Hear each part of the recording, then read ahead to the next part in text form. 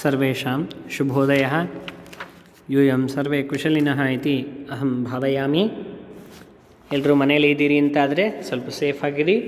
ಈಗಲೂ ಕೂಡ ಕೊರೋನಾ ಕಡಿಮೆ ಆಗ್ತಾಯಿದೆ ಅಂಥೇಳಿ ಎಲ್ಲಿ ಬೇಕಲ್ಲಿ ಅಡ್ಡಾಡಬೇಡಿ. ಆದಷ್ಟು ನಿಮ್ಮ ಜಾಗರೂಕತೆಯಲ್ಲಿ ನೀವಿರಿ. ಈಗ ಪೂರಕ ಪಾಠಗಳನ್ನು ನೋಡುವಂತಹ ಸಮಯ. ಆದಷ್ಟು ಎಲ್ಲ ಪಾಠಗಳು ನಾನು ಮುಗಿಸಿದ್ದೀನಿ. ಈ ಸಿಲೆಬಸ್ಸನ್ನು ಕಡಿಮೆ ಮಾಡಿದ್ದಾರೆ ಅಂತೇನು ಹೇಳ್ತಾ ಇದ್ದಾರೆ, ಅದು ಇನ್ನೂ ನಮಗೆ ಪ್ರಮಾಣೀಕೃತವಾಗಿ ಅಂದರೆ ಒಂದು ಶಿಕ್ಷಣ ಇದರಿಂದ ಬೋರ್ಡಿಂದ ಬಂದಿಲ್ಲ. ಹಾಗಾಗಿ ನಾನು ಎಲ್ಲ ಪಾಠಗಳನ್ನು ಮುಗಿಸ್ತೇನೆ. ಅವ್ರು ಬಂದ ಮೇಲೆ ಆಯಾ ಪಾಠಗಳನ್ನು ನಾವೇ ಅದನ್ನು ವಿಂಗಡಣೆ ಮಾಡಿಕೊಂಡ್ರೆ ಆಯಿತು. ಅರ್ಥ ಆಗ್ತಿದೆ ಅಂದ್ಕೊಳ್ತೀನಿ. ಇನ್ನು ಪೂರಕ ಪಾಠ, ಈ ಪೂರಕ ಪಾಠಗಳು ಒಂದು 4 ಇದೆ, ಅವುಗಳನ್ನು ಮುಗಿಸ್ಬಿಡೋಣ. ಧ್ರುವ ಏನಿದು? ಧ್ರುವ ಎನ್ನುವಂಥ ಒಂದು ಕಥೆಯನ್ನು ಹೇಳ್ತಾ ಇದ್ದಾರೆ. ನಿಮಗೆ ಧ್ರುವನ ಕಥೆ ಗೊತ್ತೇ ಇದೆ, ಹಾಗಾಗಿ ಸುಮ್ಮನೆ ಇದರ ಒಂದು ಸಂಸ್ಕೃತದ ರೂಪದಲ್ಲಿ ನೋಡೋಣ. ಆಸೀತ್ ಪುರ ಉತ್ತಾನಪಾದೋ ನಾಮ ಭೂಪಾಲಃ. ಹಿಂದೆ ಒಬ್ಬ ಉತ್ತಾನಪಾದ ಅಂಥೇಳಿ ರಾಜ ಇದ್ದ. ತಸ್ಯ ಸುನೀತಿ ಸುರುಚಿ ಇತಿ 2 ಭಾರ್ಯೆ ಆಸ್ತಾಂ. ಅವನಿಗೆ 2 ಹೆಂಡತಿಯರು. ಯಾರ್ಯಾರು? ಸುನೀತಿ ಮತ್ತು ಸುರುಚಿ ಅಂಥೇಳಿ. ಸುನೀತೆ ಧ್ರುವ ಇತಿ ಸುರುಚೇ ಉತ್ತಮ ಇತಿ 2 ಸುತೌ ಆಸ್ತಾಂ. ಸುನೀತಿಗೆ ಧ್ರುವ, ಸುರುಚಿಗೆ ಉತ್ತಮ ಎನ್ನುವಂತಹ 2 ಮಕ್ಕಳು ಅವನಿಗಿರ್ತಾರೆ, ರಾಜನಿಗೆ. ರಾಜ್ಞಃ ಸುರುಚ್ಯಾಂ ತದಪತ್ಯೆ ಉತ್ತಮೇ ಚ ಮಹತಿ ಪ್ರೀತಿ ಆಸೀತ್. ಹಾಗಾದರೆ ರಾಜನಿಗೆ ಸುರುಚಿಗಿಂತಲೂ ಸುರುಚಿಯಲ್ಲಿ ಮತ್ತು ಅವಳ ಮಗನಾದಂತಹ ಉತ್ತಮನಲ್ಲಿಯೂ ಬಹಳವಾದಂತಹ ಪ್ರೀತಿ ಇತ್ತು.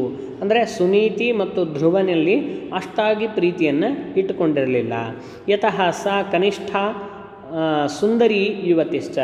ಯಾಕೆ ಅವ್ರ ಮೇಲೆ ಬಹಳ ಪ್ರೀತಿ ಇತ್ತು ಅಂದರೆ, ಅವಳು ಇನ್ನೂ ಯುವತಿಯಾಗಿದ್ಲು ಮತ್ತು ಸುಂದರಿಯಾಗಿದ್ಲು, ಕನಿಷ್ಠ ಸಣ್ಣವಳಾಗಿದ್ಲು. ಯಾರು? ಸುರುಚಿ. ಹಾಗಾಗಿ ಸುನೀತ್ಯೈ ಅಂದರೆ ಸುನೀತಿಗೆ ತತ್ಪುತ್ರಾಯ ಧ್ರುವಾಯ ಚ ನೃಪಃ ನ ಅತ್ಯಂತಂ ಸ್ಪೃಹಯತಿ ಸ್ಮ.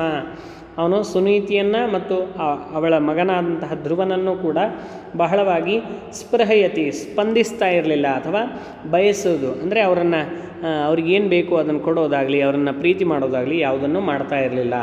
ಆದರ ಅನ್ನೋದು ಮಾಡ್ತಿರಲಿಲ್ಲ ಅವರಿಗೆ. ಏಕದಾ ರಾಜ್ಞಃ ಅಂಕೆ ಉತ್ತಮ ಉಪಾವಿಶತ್. ಒಂದು ದಿನ ಏನಾಯಿತು ಅಂದರೆ, ರಾಜನ ಅಂಕೆ ಅಂದರೆ ತೊಡೆಯಲ್ಲಿ ಉತ್ತಮ ಕುಳಿತುಕೊಂಡಿದ್ದ. ತಮ್ಮ ವೀಕ್ಷ್ಯ ಅವನನ್ನು ನೋಡಿ ಕುಮಾರ ಧ್ರುವ ಅಪಿ ಅಂದರೆ ಬಾಲಕನಾದಂತಹ ಧ್ರುವನು ಕೂಡ ಅಂಕೆ ಉಪವೇಷ್ಟುಂ ಇಚ್ಛನ್ ಆಗತಃ ಆ ರಾಜನ ತೊಡೆಯ ಮೇಲೆ ಕುಳಿತುಕೊಳ್ಳಲಿಕ್ಕೆ ಇಷ್ಟಪಟ್ಟು ಬಂದ.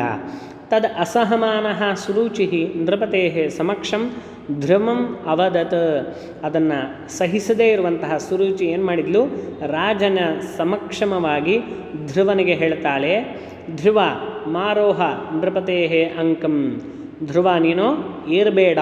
ಮಾರೋಹ ಅಂದರೆ ಏರಬೇಡ. ಯಾರ? ನೃಪತೆ ಅಂಕಂ, ರಾಜನ ತೊಡೆಯನ್ನು ಏರಬೇಡ. ಮಮ ಸುತಃ ಉತ್ತಮ ಏವ ಅಂಕಂ ಆರೋಢುಂ ಅರ್ಹಃ.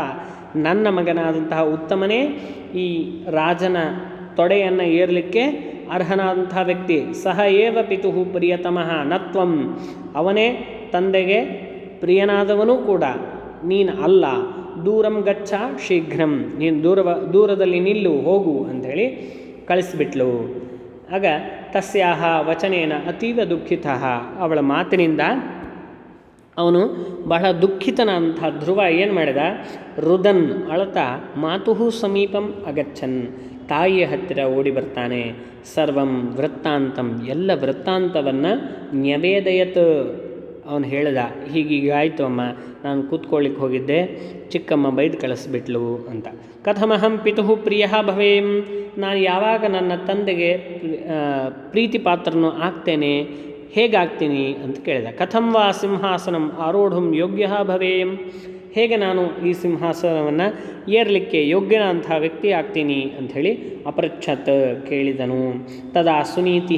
ಆಗ ಸುನೀತಿ ಹೇಳ್ತಾಳೆ, ವಿಲಪಂತಿ ಸಗದ್ಗದಂ ಆಹಾ. ಅವಳು ಕೂಡ ತುಂಬ ದುಃಖದಿಂದ, ವಿಲಪಂತಿ ಅಂದರೆ ದುಃಖವನ್ನು ಹೇಳ್ಕೊಳ್ತಾ, ಸಗದ್ಗದಂ ಸ್ವಲ್ಪ ಗದ್ಗದ್ಗಿಸುವಂತಹ ಧ್ವನಿಯಿಂದ ಹೇಳ್ತಾಳೆ, ವತ್ಸ ತ್ವಂ ನಿರ್ಭಾಗ್ಯಾಯಾಹ ಮಮ ಸುತಃ, ನೀನು ನಿರ್ಭಾಗ್ಯಳಾದಂತಹ ಅದೃಷ್ಟ ಇಲ್ಲದೆ ಇರುವಂತಹ ನನ್ನ ಮಗನಾಗಿದ್ದಿ.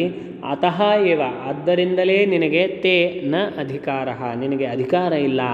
ಭಗವತಃ ಕೃಪೆಯ ವಿಹೀನಾಃ ಏವಮೇವ ಪರಿಭವಂ ಮುಹುರ್ಮುಹುಃ ಪ್ರಾಪ್ನುವಂತಿ, ಭಗವಂತನ ಕೃಪೆಯಿಂದ ವಿಹೀನರಾದವರು, ಅವನ ಅನುಗ್ರಹಕ್ಕೆ ಪಾತ್ರರಾಗದೇ ಇರುವವರು ಈ ರೀತಿಯಾದಂಥ ಪರಿಭವಂ ಕಷ್ಟಗಳನ್ನು ಮುಹುರ್ಮುಹುಃ ಬಹಳವಾಗಿ ಹೊಂದುತ್ತಾರೆ, ಪ್ರಾಪ್ನುವಂತಿ ಹೊಂದುತ್ತಾರೆ. ಭಗವಂತಂ ನಾರಾಯಣಂ, ಪೂಜ್ಯನಾದಂತಹ ನಾರಾಯಣನನ್ನು ಸರ್ವಲೋಕಶರಣ್ಯಂ, ಎಲ್ಲ ಲೋಕಕ್ಕೆ ಶರಣ್ಯಂ ಅಂದರೆ ಎಲ್ಲ ಲೋಕದವರು ಕೂಡ ಅವನನ್ನೇ ಶರಣು ಹೊಂದ್ತಾರೆ. ಅಂತಹವನನ್ನು ಶರಣಂ ಉಪಗಚ್ಚ, ಅವನನ್ನು ಬೇಡಿಕೊಂಡು ಹೋಗು, ಅವನನ್ನು ಶರಣು ಹೊಂದು. ಆಗ ಏನಾಗುತ್ತೆ, ಯತಃ ಸಹ ಏವ ಸರ್ವಾಸಾಂ ಆಪದಾಂ ಭಿಷಕ್, ಅವನೇ ಎಲ್ಲರಿಗಿಂತಲೂ ಎಲ್ಲ ಕಾಲದಲ್ಲಿಯೂ ನಮ್ಮ ಆಪತ್ತಿಗೆ ರಕ್ಷಕನಾಗಿ ನಿಲ್ತಾನೆ. ಭಿಷಕ್ ಅಂದರೆ ವೈದ್ಯ ಅಂತ ಕರಿತೀವಿ. ಅಂದರೆ ಅವನು ಯಾವುದೇ ರೀತಿಯಿಂದಲೂ ನಮ್ಮ ಆಪತ್ತುಗಳನ್ನು ನಿವಾರಣೆ ಮಾಡುವಂತಹ ವೈದ್ಯನಾಗಿ ನಮಗೆ ನಿಲ್ತಾನೆ. ಪಂಚವರ್ಷೀಯ ಧ್ರುವ ಮಾತುಃ ಅನುಮತ್ಯ ನಾರಾಯಣಂ ಸಾಕ್ಷಾತ್ಕರ್ತು ಘೋರಂ ಅರಣ್ಯಂ ಪ್ರಸ್ಥಿತಃ. 5 ವರ್ಷದ ಬಾಲಕನಾದಂಥ ಧ್ರುವ ಏನು ಮಾಡ್ತಾ ಇದ್ದಾನೆ, ಮಾತುಃ ಅನುಮತ್ಯ, ತಾಯಿಯ ಅನುಮತಿಯನ್ನು ಪಡೆದುಕೊಂಡು ನಾರಾಯಣನನ್ನು ಸಾಕ್ಷಾತ್ಕರಿಸಲಿಕ್ಕೋಸ್ಕರ ಘೋರಂ ಅರಣ್ಯಂ ಪ್ರಸ್ಥಿತಃ, ಘೋರವಾದಂತಹ ಅರಣ್ಯವನ್ನು ಕುರಿತು ಹೋಗ್ತಾ ಇದ್ದಾನೆ. ಮಾರ್ಗೆ ನಾರದಾತ್ ವಸುದೇವ ಮಂತ್ರೋಪದೇಶಂ ಪರಿಗೃಹ್ಯ ಘೋರಂ ತಪಃ ಆಚರತ್. ಮಾರ್ಗ ಮಧ್ಯದಲ್ಲಿ ಹೋಗ್ತಾ ಇದ್ದಾನೆ. ಆಗ ನಾರದರು ಸಿಗ್ತಾರೆ. ಅವರು ಕೇಳ್ತಾರೆ, ಏನು ಧ್ರುವ, ಎಲ್ಲಿಗೆ ಹೊರಟಿದ್ದಿ, ಯಾಕೆ ಹೊರಟಿದ್ದಿ ಅಂತ ಎಲ್ಲ ವಿಚಾರವನ್ನು ಅವ್ರಿಗೆ ಹೇಳ್ತಾನೆ.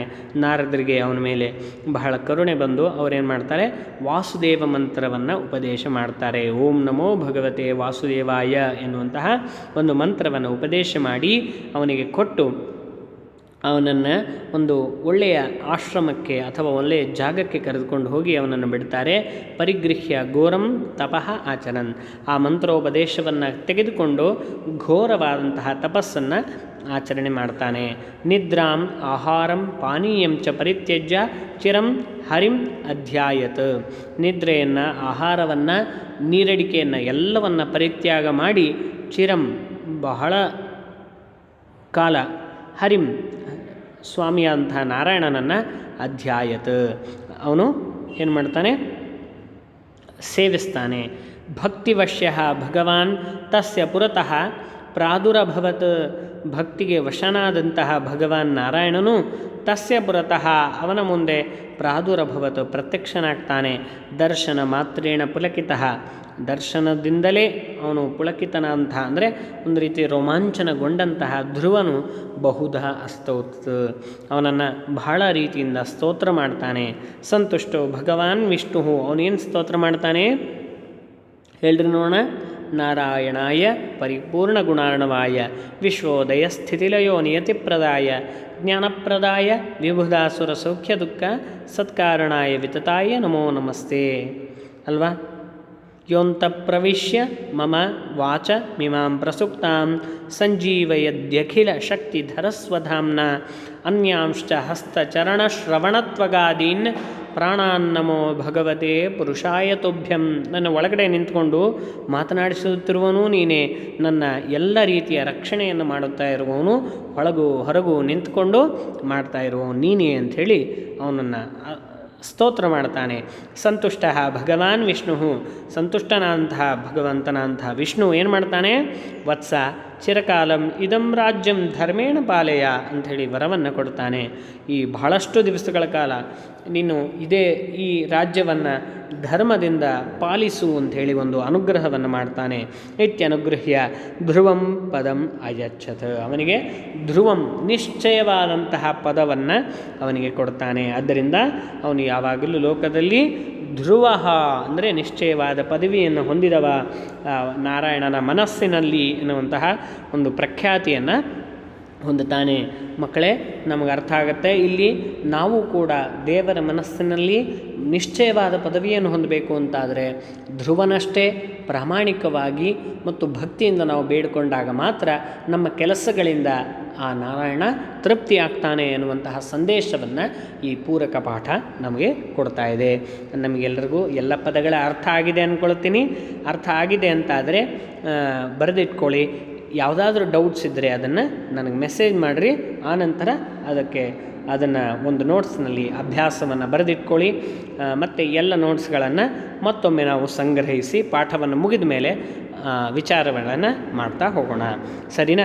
ಯಾರು ಗೂಗಲ್ ಕ್ಲಾಸ್ ರೂಮ್ನಲ್ಲಿ ನಾನು ಅಸೈನ್ಮೆಂಟ್ ಕೊಟ್ಟಾಗ ಬರೆದು ಅದನ್ನು ಫೋಟೋ ತೆಗೆದು ಹಾಕಿ ನೀವು ರಿಪ್ಲೈ ಮಾಡೋದು ಹೊರತು, ನಿಮಗೆ ಬರೀದೇ ಹೊರತು, ನೀವು ಪ್ರಾಕ್ಟೀಸ್ ಮಾಡೋದು ಹೊರತು ನಿಮಗೆ ಸಬ್ಜೆಕ್ಟ್ಗಳು ಅರ್ಥ ಆಗೋದಿಲ್ಲ. ಹಾಗಾಗಿ ನೀವು ಎಷ್ಟು ನಿಮ್ಮ ವರ್ಕನ್ನು ತೋರಿಸ್ತೀರೋ ಅಷ್ಟು ನಿಮಗೆ ಒಳ್ಳೆಯದು. ಹಾಗಾಗಿ ನೀವು ಮಾಡ್ತಾ ಬನ್ನಿ ಅಂತ ನಾನು ಹೇಳ್ತೇನೆ.